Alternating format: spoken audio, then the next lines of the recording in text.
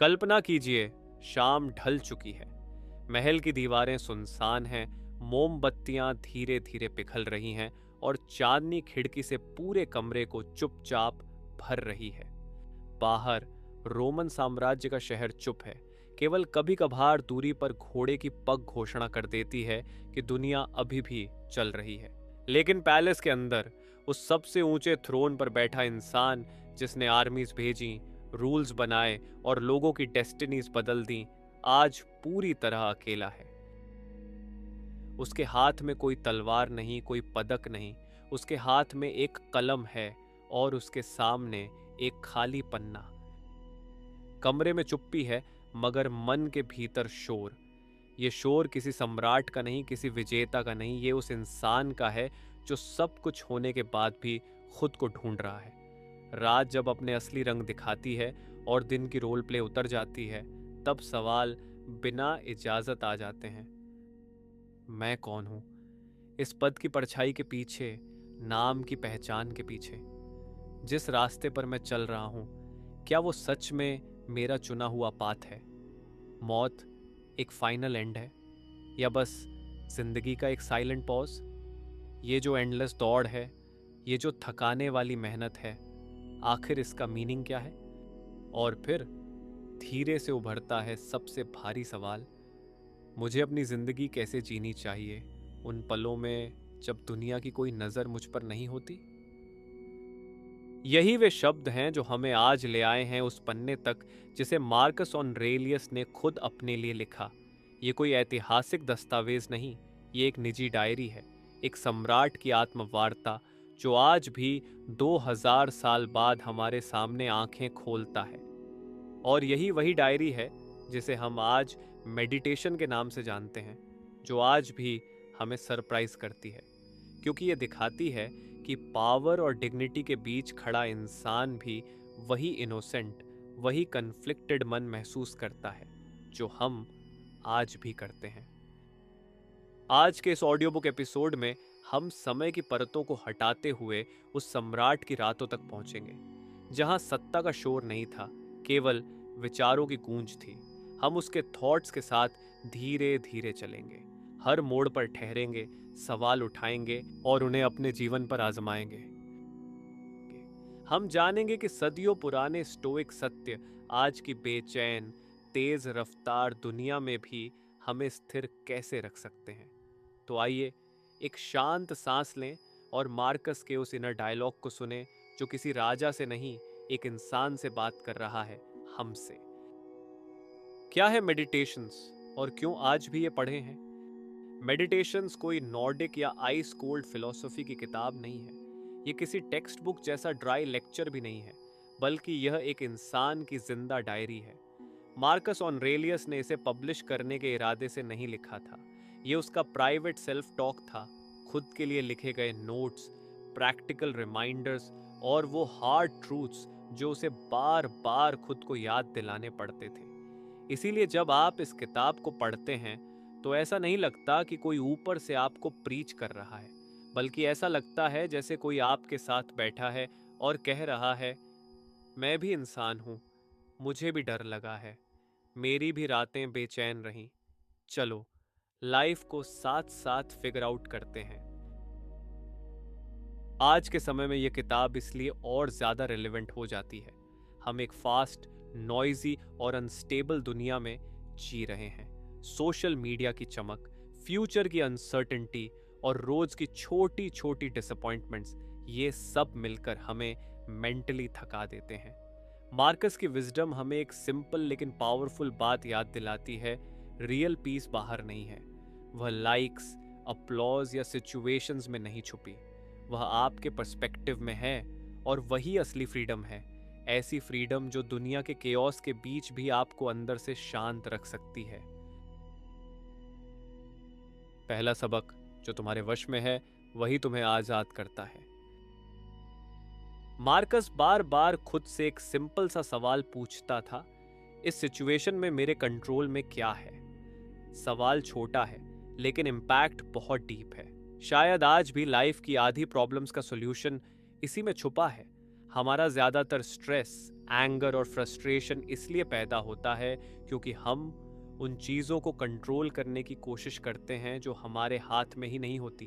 दूसरों की सोच, उनका बिहेवियर, मौसम, बीमारी या अचानक बदलती लाइफ सिचुएशंस। और जो सच में हमारे कंट्रोल में होता है, हमारे थॉट्स, हमारी रिएक्शन, हमारा माइंडसेट, उन्हें हम अक्सर इग्नोर कर देते हैं। मार्कस ने समझा कि बाहर की चीज़ें आती जाती रहेंगी। लाइफ एक नदी की तरह है, इवेंट्स बस बहते रहते हैं। नदी को रोकने की कोशिश करना बेकार है। लेकिन उस नदी में तुम अपनी नाव कैसे चलाओगे, पैडल किस डायरेक्शन में चलाओगे, ये चॉइस हमेशा तुम्हारी होती है। और असली शांति, असली हैप्पीनेस उसी चॉइस में छुपी है कि तुम सिचुएशन को कैसे देखते हो और किस नज़रिए से उसे लेते हो। रोज़मर्रा की ज़िंदगी में इसका मतलब बस इतना है, जब कोई तुम्हें अपमानित करे तो उसी पल खुद से कॉम्प्रोमाइज़ मत कर लेना। एक डीप ब्रेथ लो। अगर जवाब देना है तो थोड़ा सोच कर दो। एंगर हमेशा इंस्टेंट रिएक्शन चाहता है, लेकिन विजडम समय लेता है। किसी चीज़ के खो जाने पर दुख होना बिल्कुल नॉर्मल है, पर उसी के साथ ये भी एक्सेप्ट करो कि इससे तुमने क्या सीखा और अब आगे मूव ऑन कैसे करोगे। खुद को पेन में फंसाए रखना उस बाहरी घटना को और ज़्यादा बड़ा बना देता है। अपने कंट्रोल की प्रैक्टिस करो। रोज़ की छोटी छोटी चीज़ों पर ध्यान दो। तुम्हारा एटीट्यूड, तुम्हारे वर्ड्स, तुम्हारी हैबिट्स, धीरे धीरे यही सब मिलकर तुम्हारी पूरी दुनिया शेप करते हैं। ये प्रिंसिपल सुनने में सिंपल लगता है, लेकिन असल लाइफ में इसे फॉलो करना आसान नहीं होता। और शायद यही डेली प्रैक्टिस जिंदगी को जेन्युइनली बेहतर बनाती है। दूसरा सबक, प्रकृति के नियम को अपनाओ, परिवर्तन ही स्थायित्व है। मार्कस का नेचर शब्द सिर्फ पेड़ पौधों तक लिमिटेड नहीं है। यह उस कॉस्मिक फ्लो का सिंबल है जिसमें सब कुछ पैदा होता है, ग्रो करता है और फिर डिसॉल्व हो जाता है। जो कुछ भी आता है उसका एंड इनेविटेबल है। फ्लावर्स विल्ट होते हैं, सीजन्स चेंज होती हैं और लाइफ डेथ का साइकिल लगातार चलता रहता है। इसे एक्सेप्ट कर लेना कोई हिपोक्रेसी नहीं बल्कि विजडम है। एक्सेप्ट करना इनएक्शन नहीं है बल्कि रियलिटी को क्लियरली समझकर उसके अकॉर्डिंग एक्ट करना है।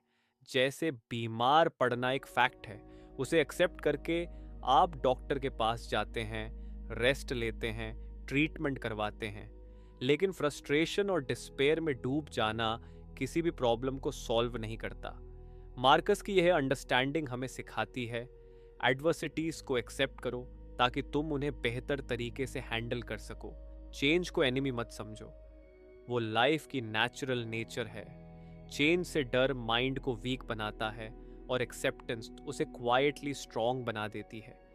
एंड की ट्रूथ को जानकर प्रेजेंट मोमेंट्स को पूरी गहराई से जियो, क्योंकि यही वो रियल चांसेस हैं जो इस पल सिर्फ तुम्हारे पास हैं।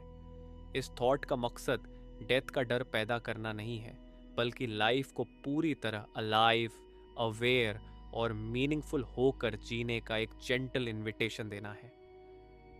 तीसरा सबक, विचारों की निगरानी। मन एक बगीचा है।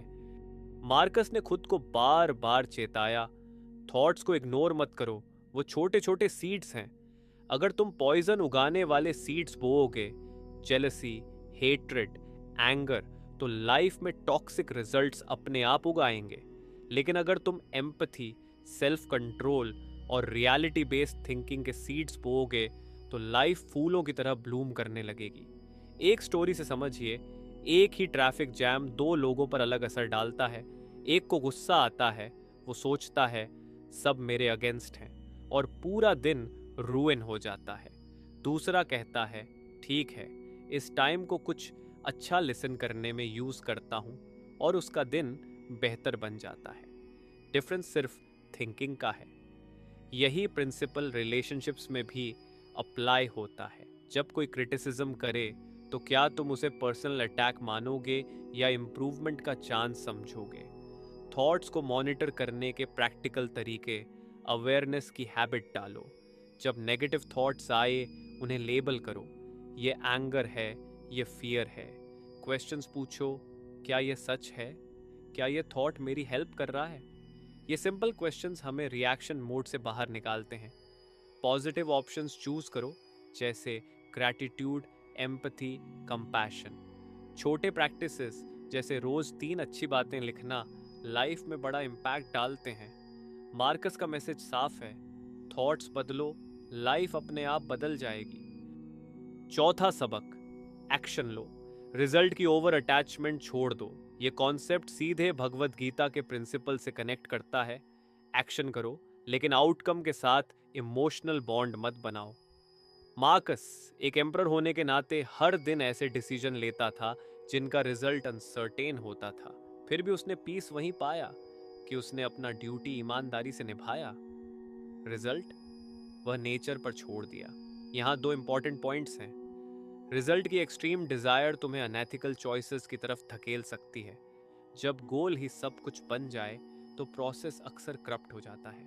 जब तुम सिर्फ एक्शन पर फोकस करते हो, परफॉर्मेंस अपने आप इंप्रूव होती है, क्योंकि एंग्जाइटी कम होती है और कमिटमेंट ज़्यादा। प्रैक्टिकली देखें तो एग्जाम के लिए पूरी डेडिकेशन से प्रिपरेशन करो, पर रैंकिंग को लेकर ओवर थिंक मत करो। वर्क प्लेस में अपना बेस्ट दो, पर प्रमोशन की फिक्सेशन तुम्हें गलत डिसीजन या नेगेटिव फीलिंग्स की तरफ न ले जाए। रिलेशनशिप्स में भी लव दो, पर रिटर्न की एक्सपेक्टेशन मत पालो। लव तब प्योर होता है जब वह डिपेंडेंसी से फ्री हो। मार्कस का मैसेज क्लियर है, कैरेक्टर को प्रायोरिटी दो, क्योंकि वह हर रिजल्ट से बड़ा होता है। पांचवा सबक, ह्यूमैनिटी, कंपैशन और अंडरस्टैंडिंग। मार्कस कहते हैं कि इंसान एक सोशल बीइंग है। हमारे थॉट्स और एक्शन सिर्फ हमें नहीं बल्कि दूसरों को भी अफेक्ट करते हैं। इसलिए वह कहते हैं, दूसरों के साथ वैसा ही व्यवहार करो जैसा तुम अपने लिए चाहते हो। लेकिन रियल वर्ल्ड परफेक्ट नहीं है। यहाँ क्रूअल्टी, सेल्फिशनेस और नेगेटिविटी भी है। तो सवाल उठता है, ऐसे लोगों के साथ क्या करें? मार्कस का जवाब सिंपल है, सिर्फ 2 शब्दों में, कंपैशन और अंडरस्टैंडिंग। जब कोई तुम्हें हर्ट करता है तो यह समझो कि उसके अंदर भी कोई पेन है। वह गलत इसलिए करता है क्योंकि उसे वही सही लगता है। गुस्सा करने से प्रॉब्लम सॉल्व नहीं होती। एंगर तुम्हें भी उसी लेवल पर ले आता है जहां सामने वाला है। दया दिखाना वीकनेस नहीं है, यह सेल्फ कंट्रोल और इनर स्ट्रेंथ की पहचान है। ध्यान रहे, कंपैशन का मतलब यह नहीं कि तुम गलत को सपोर्ट करो। मतलब यह है कि तुम एक्शन के पीछे की वजह समझो और बेटर रिस्पॉन्स दो, ना कि रिएक्शन। एग्जाम्पल्स, कोई कॉलीग तुम्हारा क्रेडिट ले ले तो रिवेंज लेने के बजाय काल्मली सिचुएशन को करेक्ट करने की कोशिश करो। रिटेलिएशन अक्सर चीजें और बिगाड़ देता है। रिश्तों में जब कोई ईगो दिखाए तो पेशेंस से बात करो, क्योंकि कई बार ईगो सिर्फ इनसिक्योरिटी का मास्क होता है। मार्कस कहते हैं, सुबह उठते ही खुद से कहो, आज मुझे इम्परफेक्ट लोग मिलेंगे, ये उनकी कमजोरी है, मुझे उस पर क्रोध नहीं करना है। ये डेली प्रैक्टिस हमें केओस के बीच भी इंसान बनाए रखती है। छठा सबक, प्रेजेंट मोमेंट की सेक्रेडनेस। हम या तो पास्ट में अटके रहते हैं या फ्यूचर की टेंशन में जीते हैं। लेकिन मार्कस का सबसे पसंदीदा लेसन यही है, पास्ट खत्म हो चुका है, फ्यूचर अभी आया नहीं है, सिर्फ प्रेजेंट ही रियल है। यही पल हमारी असली वेल्थ है। मार्कस एक पावरफुल एक्सरसाइज सुझाते हैं। कल्पना करो कि आज तुम्हारा आखिरी दिन है। क्या तुम आज भी वही चीजें टालोगे जिन्हें तुम रोज कल पर छोड़ देते हो? यह थॉट हमारी प्रायोरिटीज रीसेट कर देती है। रिलेशनशिप्स में ट्रूली प्रेजेंट रहो। किसी के साथ बैठे हो तो फोन में मत खो जाओ। अपने काम को पूरी फोकस के साथ करो, फ्यूचर एंग्जाइटी के बिना। छोटी चीजों में ब्यूटी खोजो, चाय की गर्मी, हवा की फ्रेशनेस, किसी की स्माइल, यही लाइफ है। मार्कस डर पैदा नहीं करना चाहते, वह बस हमें रिमाइंड करते हैं कि टाइम प्रेशियस है। प्रेजेंट में जीना लाइफ को डेप्थ और मीनिंग देता है। सातवां सबक, मृत्यु की याद, ह्यूमिलिटी और अवेयरनेस का सोर्स। मृत्यु की याद आज भी उतनी ही पावरफुल है जितनी एंशिएंट टाइम में थी। मार्कस मानते थे कि डेथ का अवेयरनेस हमारे ईगो को मेल्ट कर देता है। यह हमें सिखाता है कि हमारा स्टेटस, फेम, मनी सब टेम्पररी हैं। फिर सवाल आता है, बार बार डेथ की बात क्यों? क्योंकि मॉर्टेलिटी की कॉन्शियसनेस हमें लाइफ को सीरियसली जीना सिखाती है। छोटी छोटी लड़ाइयों को इंपॉर्टेंस देना छोड़ो। कंपैरिजंस की आग में अपने ईगो को मत जलाओ। उन लोगों की केयर करो जो अभी तुम्हारे साथ हैं, क्योंकि अगली मुलाकात गारंटीड नहीं है। मार्कस कहते हैं, एक दिन लोग तुम्हारा नाम भी भूल जाएंगे। ये थॉट डिप्रेसिंग नहीं है, ये फ्रीइंग है। ये हमें उस जगह ले जाता है जहां असली गोल साफ दिखता है। एक अच्छा इंसान बनना, अपना कर्तव्य निभाना और ह्यूमिलिटी के साथ जीना। रोजमर्रा के लिए मार्कस की 5 प्रैक्टिकल हैबिट्स। मार्कस की टीचिंग्स महान हैं, लेकिन उन्हें डेली लाइफ में अप्लाई करना ही असली टेस्ट है। यहाँ 5 सिंपल प्रैक्टिकल एक्सरसाइजेस दिए गए हैं जो आप हर दिन कर सकते हैं। 1. स्नान के बाद 2 मिनट का सेल्फ क्वेश्चनिंग प्रैक्टिस। खुद से पूछो, आज मैं किस चीज को कंट्रोल कर सकता हूं? किस सिचुएशन को एक्सेप्ट करना जरूरी है? 2. नेगेटिव थॉट्स आए तो 3 लेवल चेक करो। क्या यह थॉट सच पर बेस्ड है? क्या यह थॉट मुझे सपोर्ट कर रहा है? क्या मैं इसे चेंज कर सकता हूं? 3. Daily gratitude practice. हर दिन 3 ऐसी चीजें लिखो जिनके लिए तुम ग्रेटफुल हो। छोटी चीजें भी काउंट करती हैं। 4. Death practice, memento mori. हफ्ते में एक बार सोचो, अगर कल नहीं होगा तो आज किस काम को प्रायोरिटी दोगे, फिर उसी काम को आज ही करो। 5. Compassion practice for others. जब कोई तुम्हें हर्ट करे तो रिएक्ट करने से पहले 5 डीप ब्रेथ्स लो। उस इंसान की ह्यूमन वीकनेस समझने की कोशिश करो, फिर रिस्पॉन्स दो। ये सिंपल हैबिट्स धीरे धीरे तुम्हारे थॉट्स और रूटीन को ट्रांसफॉर्म कर देंगी। मार्कस का भी यही विजन था, छोटी छोटी हैबिट्स जो लाइफ फिलॉसफी बन जाए। मार्कस आज के मॉडर्न इंसान के लिए क्यों पढ़ें और कैसे समझें? मार्कस की किताब कोई मैजिक रेवलेशन नहीं देती, ये बस गाइडेंस की लाइट दिखाती है। लेकिन सवाल यह है, क्या यह आज के सोशल मीडिया एरा में भी काम करती है? हाँ, और पूरी ताकत के साथ, क्योंकि यह हमें इमोशनल ऑटोनॉमी देती है, सोचने की पावर और रिएक्ट करने का चॉइस। ये सिखाती है कि कंट्रोलेबल चीज़ों पर फोकस करो और बाकी पर पीस रखो। ये बताती है कि कंपैशन और ह्यूमैनिटी सबसे स्ट्रॉन्ग वेपन्स हैं, पॉलिटिक्स और फोर्स नहीं। मार्कस के लेसन्स पढ़ते समय यह याद रखें, यह एक गाइड है, कोई लेक्चर नहीं। आप इसके आइडियाज़ को अपनी सिचुएशन के हिसाब से अडैप्ट कर सकते हैं। इसकी लैंग्वेज टाइमलेस है और इसका प्रैक्टिस आज की लाइफ में भी उतना ही इफेक्टिव है। इसे पढ़ना और इसे रोज़ जीना दोनों अलग प्रैक्टिसेस हैं। डायरी रोज़ खोलिए, पढ़िए और इन प्रिंसिपल्स को छोटे छोटे एक्शंस में अप्लाई कीजिए। 2000 साल पहले एक एम्परर ने खुद से बात करना शुरू किया, कभी स्ट्रिक्ट, कभी काइंड, लेकिन हमेशा ब्रूटली ऑनेस्ट। वो वही सवाल पूछता था जो हम रोज़ पूछते हैं, मैं कौन हूँ? क्या मैं राइट डायरेक्शन में जा रहा हूँ? उसने दुनिया को कॉन्कर करने का नहीं, बल्कि अपने माइंड को मास्टर करने का रास्ता खोजा। उसका फॉर्मूला सिंपल था, सेल्फ इंस्पेक्शन, एक्सेप्टेंस और एक्शन पर फोकस। आज भी वही पाथ हमें इनर पीस दे सकता है। हमें उसकी पावर कॉपी नहीं करनी है, हमें उसकी प्रैक्टिसेस अपनानी है। अपने थॉट्स को ऑब्जर्व करना, मृत्यु को काल्मली याद रखना और इस केओटिक वर्ल्ड के लिए कंपैशन रखना। जब तुम इन आइडियाज़ को अपने लाइफ में अप्लाई करोगे, तब समझ आ जाएगा असली किंग वही है जिसने अपने मन को जीत लिया, ना कि वो जिसे दुनिया ने एम्परर बना दिया। अगर ऐसी ही डीप टाइमलेस विजडम आपको पसंद है तो बुक स्मेल चैनल को लाइक और सब्सक्राइब करना मत भूलना। अंत में, यदि जीवन कभी भारी लगे तो बस एक पल के लिए रुकिए, गहरी सांस लीजिए और खुद से पूछिए, मार्कस इस स्थिति में क्या करता? शांति से, ईमानदारी से और अपने कर्तव्य के साथ। जवाब शायद तुम्हारे भीतर ही होगा। धन्यवाद। नमस्ते।